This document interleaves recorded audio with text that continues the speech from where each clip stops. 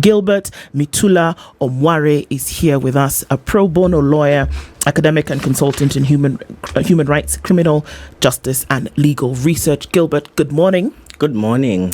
Good to see you again. Good to see you too. Thanks for having me. You're well? I am well. Okay.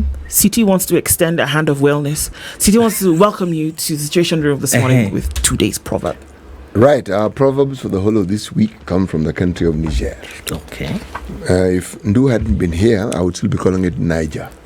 Okay. But show me that the river is River Niger, and that River Niger is actually in Nigeria. It is. Believe it or not. Then there's this country, written Niger, but pronounced Niger. Yes. Okay.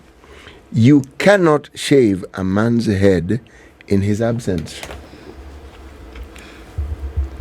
Can you? You cannot. Can't. How do you see it? Unless he was beheaded first. Now that is an interesting perspective, isn't it? If head, body separated, you can shave. That's very true. After all, the Prophet did not say that he still must be attached, did it? You know, that doesn't fall under the category of a petty offense, does it? No. No, that would be capital, wouldn't it? Petty offenses. We've had conversations about this many times. We've not able to do it justice to the point whereby we see that justice will be felt and done. Yeah. But that's probably because maybe we do not understand exactly what is going on and to the level to which, according to you, maybe as you explained this a little bit to us, that folks' human rights are actually being trampled on. Okay. All right.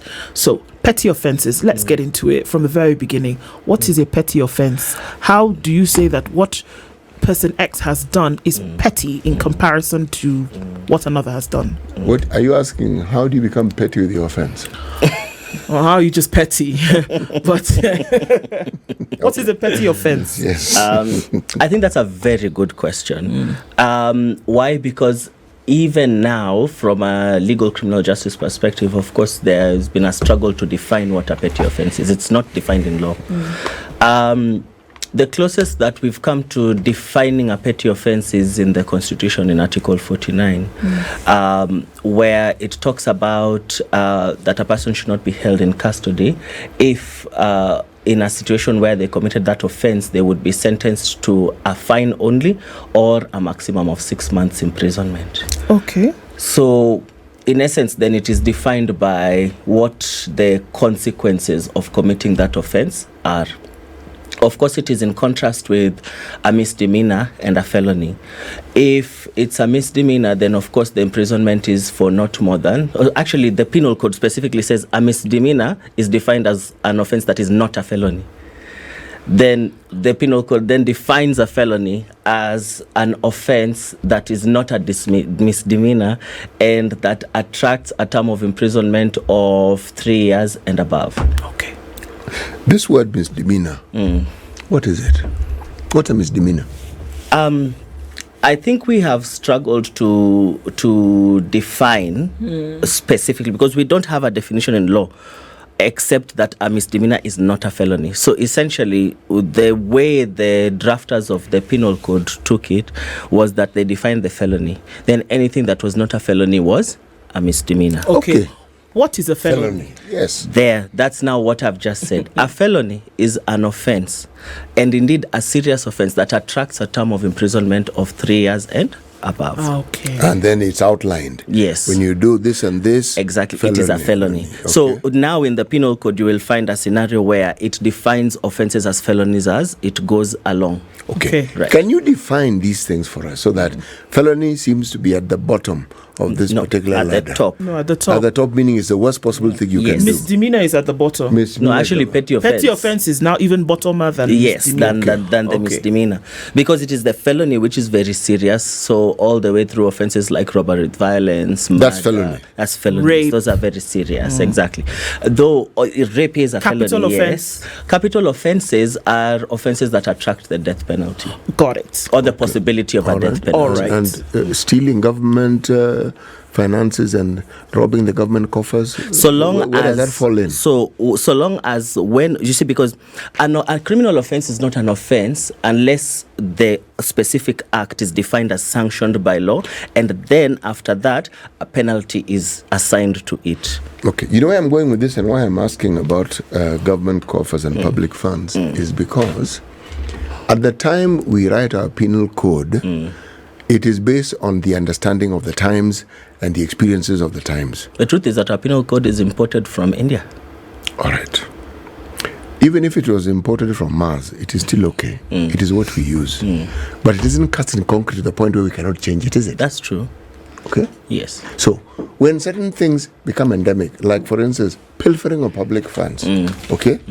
And we look at our penal code, our penal code treats it in a certain way. But when you look at the effect or the consequential effect of that particular activities, it is so dire that sometimes I think that what I have been told in the penal code is insufficient. It should be looked at perhaps as being more adverse than it is looked at. Now, is there a process by which that can be changed? I'm going somewhere with what I'm saying. It's already there. In fact, economic crimes, the anti-corruption and economic crimes, and the Act is specifically there to define what those are, and it's totally separate from the penal code. When you are charged with corruption-related offences, it doesn't come under the penal code. It's not a criminal offence. It is a criminal offence, but not all criminal offences are found in the penal code. Why not? Some There's of those. you see, because as you say, there are contexts and circumstances that attract specific measures, right? For example, that we have a serious problem with corruption. So instead of relying on the penal code, which is a general code of criminal offences, we now designed a specific act for it. To deal with it. Exactly. And does that it deal with it exists effectively? already. So it does, I think, to some extent. When we talk about, say, corruption-related offences, of course, the anti-corruption sleuths and magistrates and prosecutors and so forth will talk about the challenges that they face in prosecuting. And, of course, realizing the realities of political dimensions of corruption and economic crimes. And the fact that those can be very real challenges for those who are... Why I ask if it is actually adequate is one should then see the consequences of breaking those particular laws, and one should see the effect of it. One doesn't. Once he reads conversations about it, we hear people going to court, but the end result of that process usually is not commensurate with the crime that these people went to court, were taken to court for in the first place. I think that, look at the sentences that have been handed down by the High Court and by the Magistrates Court, for example, in terms of the fines to Waluke and so forth. You look at the value of the fines Waluke and the is just terms of one. imprisonment. That's one. But Are there others? When you look at the amount of money that we are told we lose on a daily, not yearly, daily basis, there ought to be a lot more people. In fact, the amount of money that is attached to whatever it was Waluke was charged with, it is minuscule. It's a drop if you compare it with what else. So these are the people whose names come up from time to time, don't come up. People whose names come up are in court. The cases are then forgiven, or for some reason something has happened. They are no longer there. I want to... it's very important because in the criminal justice system, when we use terms, for example, like a very important term you've used is forgiven. What does forgiven mean? Or disappear over time. What does that mean? There is actually a word for it, and there is a procedure for what you're talking about. Yes. Because the thing is this, and that is what circles back to petty offences, that the trap of the criminal justice is only there for those, or is largely there in Kenya for those who don't understand what is going on. If you have enough legal advice and you understand the system, then you will understand this is the process that I'm going through, these are the options that I'm facing, and these are the likely outcomes. Let me give an example of this question of forgiveness. In Kenya, of course, through the Office of the Director of Public Prosecutions, we introduced what we call plea bargaining, right? And plea bargain is a situation where an accused person who's charged with an offense can approach approach or be approached, but often approaches the prosecution, the DPP, and says, you've charged me with this offense, but you have a plea bargaining policy that allows me to be able to plead guilty to a lesser offense or plead guilty to the same offense but at a lesser sentence, with certain options like restitution, which is returning the money that I had stolen, or like any other things, or community service and so forth. And so what happens is that then it's a deal making and negotiation process where these people, the accused persons, then come, they negotiate with the prosecutor and they say, look, I don't want to go through the criminal trial. I will plead guilty to this matter, or I will request for you to withdraw it, but often it requires a guilty plea.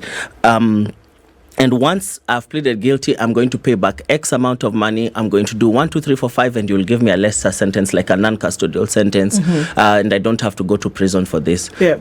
So that means that you have entered into the deal, and the deal is sanctioned in law, and that allows you to move forward. That is what you call, now you would interpret it outside as forgiveness. But what is forgiveness inside is a plea bargain agreement where this person has pleaded guilty, has a record, and will meet certain conditions that are not just between the prosecutor and the accused person. They have to be sanctioned by the judicial officer, whether it is a judge or it is a magistrate, who then supervises that whole process to make sure that it falls in line with the law, and it meets the ends of justice. So where does the presidential pardon come in?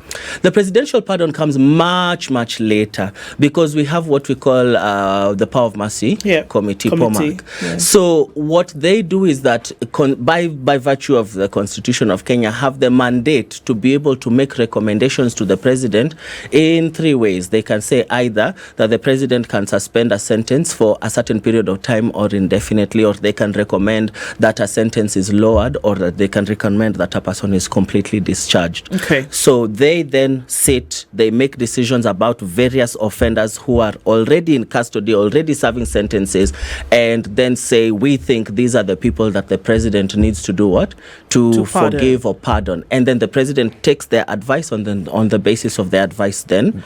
Does our constitution then have some sort of structure within which what you're saying is operationalized? There is an act of Parliament that manages this entire process, that manages who is in the Power of Mercy Committee, how does it function, how the recommendations are made, and so on and so forth. And it's always on the advice of this committee that the president makes these decisions. The president can't make them unilaterally. Is there a limited number of people who can be pardoned? No. Okay, good. So when we talk about petty offenses, and these petty offenses seem to focus mostly on young people, because it's young people who, for some reason or the other, end up being incarcerated for what would qualify as petty offenses. Yes. Now, would you then say that a committee such as this one, do they ever look into these? Because we look at, say, the remand. We look at the cells that we have within our police stations. Do they look into these things, and do they consider that perhaps instead of congesting these centers that we have, that particular aspect of the law could be applied? Yeah, I think that's a good question. Can I answer it in a structured way so that you follow? So are you suggesting that I did not ask it in a structured way? No, you did. Yes. And so the question is, I want to answer it in a structured way in this way. Number one is, we acknowledge the reality of the fact that we are in the middle of, and still will continue to be in the middle of a youth bulge until 2030, right? That we will have youth between 18 and 35, even all the way actually. The ones in the median at 15 will be the majority of Kenyans, have been and will continue to be, but those numbers are ballooning. That means that to that extent, the people who are more likely to interact with the criminal justice system are youth.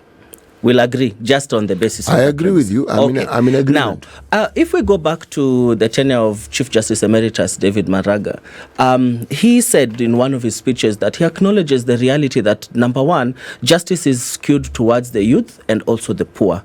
And justice is skewed towards him or away from away from the youth and the poor, right? To the extent that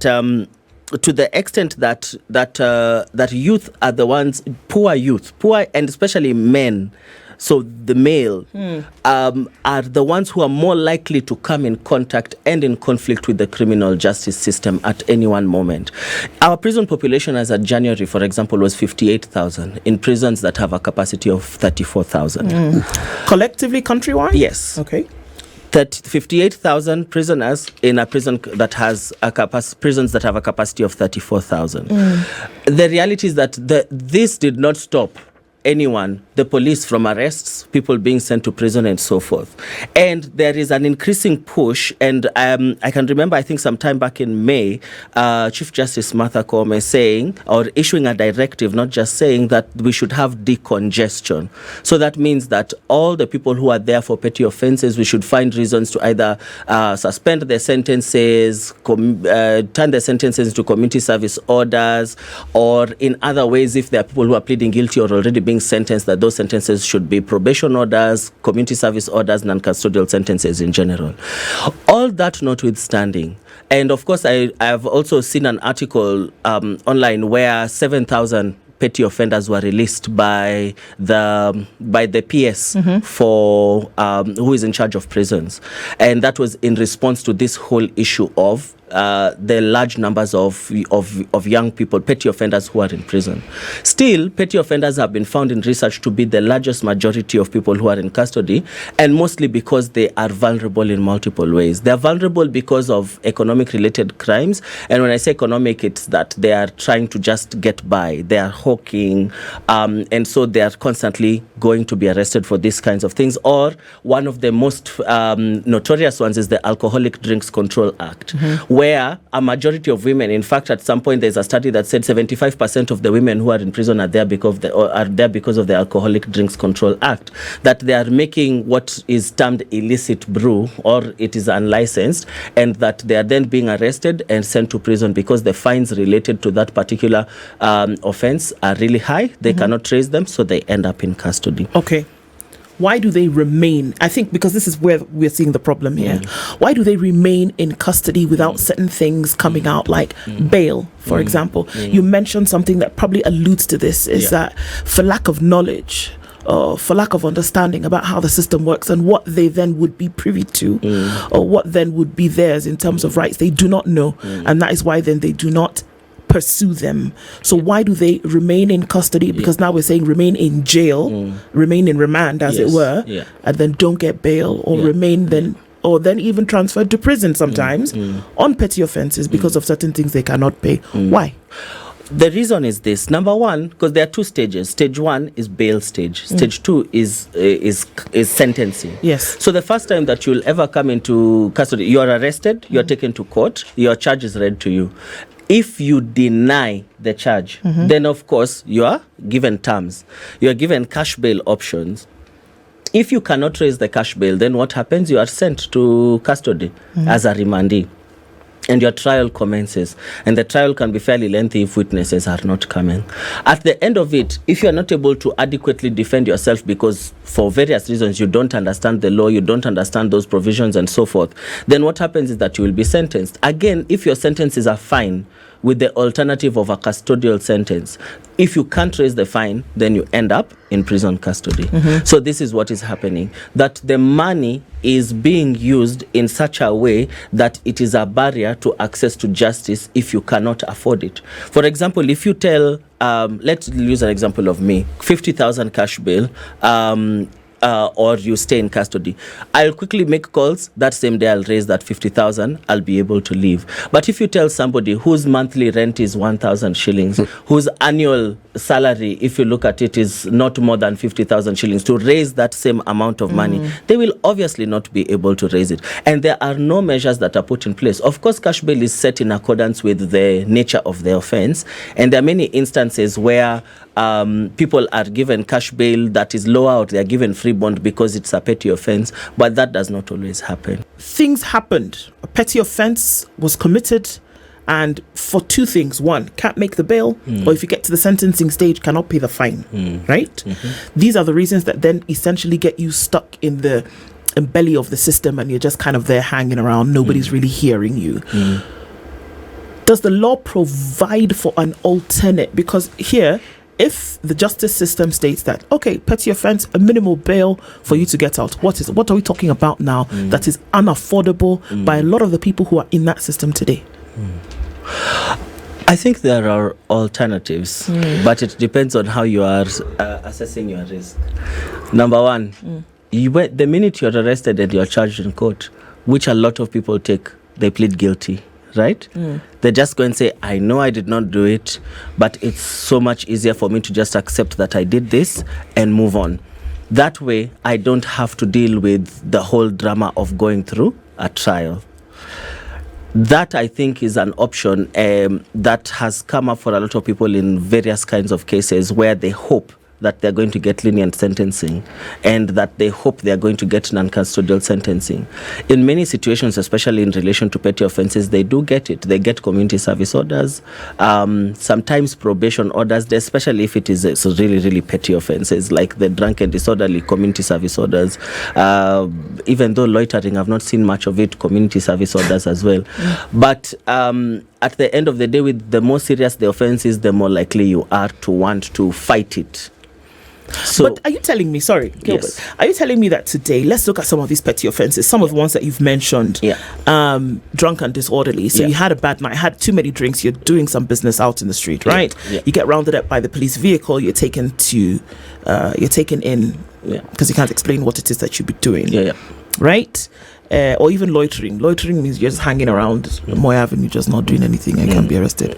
Okay. So then you're taken into custody and then you're charged in court because it's an offense. Within 24 hours, we understand that's what you must be presented. Oh, okay. As is prescribed by the law. You must be in front of a competent court. I don't know that there are other courts, but in front of a competent court within 24 hours. If you plead guilty in this, so you plead guilty or you plead innocent, whatever the case may be, then in order for them to release you before a hearing date or all that, you pay what is called bail. Right? So that you can go home. Now, when you can't pay and what would be the bail for drunk, just as an example, drunk and disorderly? It could be anywhere between 5,000 and 10,000. Okay. Pay 5,000, 10,000 in order for you to go home. Let's say you cannot do this. You would essentially be retained as a guest of the state until your court date. Okay. Now, court date, they say, okay, slap on the wrist. Don't do that again because of whatever reason. Now pay a fine or go to jail for a month. Right? Would you still have to pay the bail? No, because you stayed. And also remember, bail is completely refundable. Okay. And also remember, if, say, for example, you are fined and you are given, say, 2 months imprisonment. So you are told a fine of 10,000 or 2 months imprisonment. It is calculated for each day that you are spending in custody, the fine reduces. Okay. So if after 2 weeks you're able to find the money, then they calculate less to you. Amount. Now, you mean to tell me that there are people today who are languishing in remand because they could not pay this amount? Let's even say because they could not pay the amount of the sentence, right? And the system has not seen it or deemed it fit to have a conversation about what can be done. Community service, non-custodial, etc. Is that what you're saying? I think the conversations are happening at various levels. There are conversations happening, for example, at the NCAJ level, which is the National Council on Administration of Justice, and through their committee, which is NCCJR. I think that there are also conversations that are happening at the judiciary and at the executive. The problem is when these conversations are being had, are they specifically also listening to these people who are suffering the consequences to understand how did you get here? What are the other avenues of support that we can give you?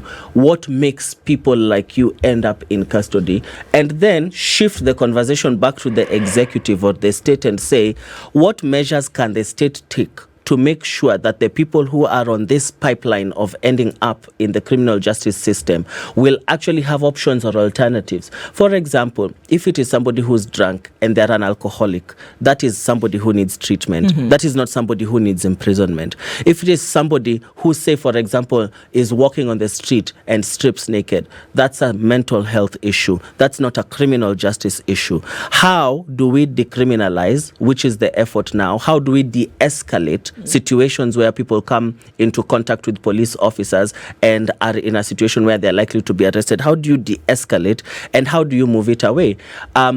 Do the prosecutors, for example, recommend that a warning is given to somebody instead of charging them because there is a question on decision to charge? There is a prosecutor that must approve every single charge that is drafted now. So that prosecutor, what responsibility do they have to say these are people who should not be here? But I have to add a last thing, the financial implications of this conversation, because the reality is this: if we are saying that we are giving fines and we say fines, where is that money going? In fact, is there a quota for that money? And is there a budget that requires that money? Because that's an economic conversation. And furthermore, there is a political economy of this whole system of the criminal justice system. Somebody will say, instead of you going to court, give me 5,000 shillings. Okay, wait. And you're out. Who is somebody? And where is this money going? If we say, well, when I say somebody, I mean, of course, police officers, right? But who arrested you is the police officer. And they're the ones who will have conversations with you. We've had various conversations. For example, if you listen to the Social Justice Center's working group and the accounts that they have, that in places like Dandora, for example, young people are just picked up in a lorry all night. And then they are told, you'll stay here. Call your families. The family that is able to pay, what do? You are released, you go home. Stay where? In the police the cells. lorry. In the cells. And you will then be charged in court the next day. Charged with what exactly? For what? And in fact, I have so many clients who did not know each other until they were told, you two have been charged with an offense. I have so many, not even one, that I can name. Can you give us an example of this said offense that will warrant you being Let me give an example. And it's not a petty offense, as a matter of fact. It's a serious offense. I have a client. Let's call him John. John he had tarmacked the whole day, the entire day with his father. They were looking for jobs, manual jobs. At the end of the day, only had 50 shillings. Went to the shop to buy eggs. Got home, the eggs were bad, took them back to the shop. On his way back to the shop, he had his eggs, spoiled eggs in a jug, and came across police officers. And they told him, come, squat there. He found a group of young men. It was at night, at around 7:30. And at that 7:30, they are all gathered, and they are gathered for some time, and then they are taken to the cells. Once they end up in the cells, of course, nobody came for him because nobody knew that he had been arrested at that time. He lived alone. The next day, he ends up in court, and he's told, whatever you are read to, you just accept. Just say it's true. Who tells them that? The police officers. They say, yes, just accept what you are charged for. And when he gets there, he's told that you are charged with the offense known as preparation to commit a felony. And that you are found with a knife preparing to commit a robbery. I worked on that case myself. I'm not talking about something I don't know. I worked on that case all the way from 2019. Eventually, my client was released much later. When? He was released, my client was released, I think, in 2022. From when? 2019. From 2019. 2 years down the line. Yes. No, 23. Yeah, 3 years down the line. He was released in 2022. And when he was released, the reason he was released is because no witnesses came in court. I'm puzzled. I'm sorry, Yes. Gilbert. All right, let's go back to Dandora in the evening. Yes. All right. He's picked up. Yes. Was it there? It was Dandora. Yes. Dandora. He's picked up with eggs in a jug. All right. Yes. He's told squat here with folks. Yeah. And then he's taken to jail. Yes. In the police cells. To the police cells. Yes. Okay. In the morning. Yeah. He's then taken to court. Yeah. And before the session begins, he's told, whatever you will be charged with, accept Just that you've accept. done it. Yeah. So he says, yes, I will accept. No. He says, no, I will not. I will not accept. Yes. So the charge sheet is read in court, and the charge then becomes preparation to commit a felony. He was found with a knife. According to the charge sheet, Yes. he was found with a knife. Yes. Okay, so he denies the charge. Yes. Okay. Yes. What happens after that? After that, you go to trial.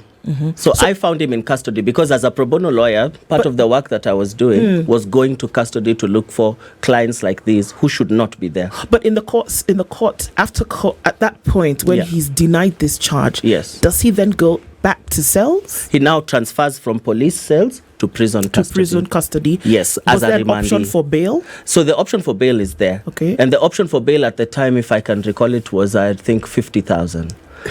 By the time we were, because it's a felony at this point, so preparation to commit a felony is a felony in law. It's section 308 of the Penal Code. So so once it's a felony, then of course he has to raise the 50,000. We talked to the family when I came across him. He says, they say we don't have this money. That's not money we can raise even in our wildest dreams. So after some time, we worked hard and tried to reduce it. It still didn't work. They couldn't afford it. And we had to go through the entire trial process over 3 years of constantly saying, where are the witnesses? Where are the witnesses? Where are the witnesses? The witnesses did not come. Eventually, he was released by the court. For 3 years? Yes. Okay. Now, how many, and I think this is the question here, how many folks do we have in the system who are in this similar, if not the same kind of position? There are very many and don't have representation. That don't have representation are very many, actually. So what does the data tell us? The data tells us that 80% of the people in custody don't have lawyers. 80% of that 58,000 that I told you do not have lawyers, do not have access to any legal services. Of course, then that challenges the question of our legal aid system. And how many people are in a similar situation like him? And you know, the beautiful thing about this is that there is data for this. If you go to, because the prosecutors and the courts have what we call returns. Offences that are withdrawn under Section 87A of the Criminal Procedure Code are all offences where the prosecutors procedurally are saying, we cannot find witnesses for this case, we cannot find anyone who will come to testify, so we are compelled to withdraw the charge because we could not be able to sustain it. But this person can be rearrested again any time later and be prosecuted for the same offences if the witnesses come up. So it will continue to hang over your head. Why would the police want to, I mean, it may sound like a rhetorical question, but why would the police want to place an alleged crime on an individual who was just walking around minding his own business? I think for various reasons. Why? I think number one is this perception of who a criminal is and what security is. Security is that the police are working, that people are being arrested and taken to court, that the courts are functioning. That gives a sense of security. That is just a way in which it's done. Number two is obviously the blatant over-policing of the most disadvantaged people, right? That if you look at, for example, Makadara Law Courts, which is the largest court in East and Central Africa, it's handling up to 30,000 cases in a year and is handling the majority of police stations in Nairobi. It's handling very many. So to that extent, there is very clear over-policing. But I also think that there is an economic question, and economic on the side of the more the police are there, the safer businesses are, but also that this is a whole system that then the police can benefit off of through corruption and through bribes and so forth. Okay. We don't live in Kenya, and then the justice system lives on Mars. Yes. Judges, magistrates, prosecutors, lawyers, everybody is aware of the social system. Now, if with this awareness of the social system, we still see individuals languishing in jail because of this matter, then it begs the question, why is that awareness not turned into some kind of action to make sure that we can see other things happening beyond individuals languishing in the cell? I had a conversation with a certain senior of mine, a senior advocate, who told me about a school of thought known as legal realism that says justice is what the judge had for breakfast that day. And if you go back to how judicial officers and even judges may see their role in the administration of justice, a lot of them would say to you, my job is I come, I see the evidence, I apply the law, I meet the outcomes of the law, and after that I move on. This is a job for me. I am in an assembly line. Charge sheet is here, witnesses are here, I take their testimony. I do an assessment, it's a formula, it's mechanical. I apply. And that is what a lot of judicial officers would say. So that's the letter of the law. That's my job. So for me, all this context that you are talking about doesn't really assist me, because for me, I'm only doing what I'm here to do. But we've been told before here that, oftentimes when making a judgment, a judicial officer will take into consideration the social atmosphere, right? So it's not just, well, maybe in word and deed, we're talking about two totally different things. So it's not just an assembly line. That they're going to take into consideration the atmosphere. They're going to take into consideration what might be happening with this individual's life, especially when we look at things like single mothers who has thrown garbage and then she's arrested by city council officers, and then that case is then escalated. The judge will take that into consideration. So are we saying that truly the justice system, because of numbers or because of this formulaic activity, are just going through the motions and not taking into consideration the social atmosphere at that time? I think the results speak for themselves. Because if we were having a contextual conversation on who should and should not be in custody, on considering what the context of the people who are in custody is and whether they have people who can take care of them, the reality is a lot of the approaches or lenses through which people are seen as, this is a criminal. I need to be very careful. This person will run away if I give them lenient terms. I need to be very careful. This person might go and harm another person. But not necessarily the context of that these are fellow Kenyans and that we want them to go and also serve and also take care of their families and also build the nation just like I'm building the nation. I think that there is a constant conflict at that boundary of what is required of me as a judicial officer or as a judge who's seeing something in context, plus what is required of me by the tenets and requirements of the law, and how do I balance the two to make sure that I am not just administering justice but doing justice at the end of the day. But also to continually ask ourselves, is justice really found in courts? But that's another conversation, and it's a much bigger conversation. What would be the ideal situation with what we are seeing now? Like you said, there's data to inform these opinions that we have. There's data to inform the things that we see in terms of numbers of folks who are in because of 1, 2, 3. What would the ideal situation be? Somebody's accused, charged, convicted of a petty offense, right? What would then be the next thing? I think at the end of the day, the thing is, we have to have very careful conversations about balance, because it's a system. And at the end of the day, we don't expect any system to be perfect. There is no perfect system. And I think the question is about, how do we improve constantly? How do we grow constantly? And what does that growth look like? In that context, I would say that an ideal is to be able to have as much data on a person as possible before they enter the criminal justice system. So at the point where they are arrested, there should be a requirement that we capture data like what is their mental health situation, what is their family situation, and so forth. That is captured later, where a pre-bail report or a pre-sentence report is given. But there is so much that has already happened at this stage, because somebody will have asked for bail reduction, then the report is ordered, and then later you learn about, okay, so this is what is happening with them and this is what is going on. But the question is, what data is captured at the beginning and how does that inform decisions? Because of course, judicial officers don't make decisions in a vacuum. They have to make it with the best information that they have. Unfortunately, the best information that they have is the information on the experiences that they've had. It's not the information on the person who's standing before them. And that, of course, is a challenge in and of itself. When you look at the numbers that you speak of, we're talking about very many young people incarcerated for reasons that on the face of it may not necessarily, what's the word I'm looking for, require that sort of action. There are conversations that have been had regarding retraining of judicial officers and retraining of members of the police service. Discussions. Would it help in any way? Because you see, it's like there is a system by which certain members of the police service function. Yes. Okay? It has nothing to do with the law. It has to do with the appearances of what they interpret as a good way of appearing like they're doing their job. Yes. Whereas, in actual fact, it's an extortion process that they have for ensuring they extort money. Okay? I look at the judicial system. I'm looking at the magistrate courts. And it's like an assembly line where you're looking at a list.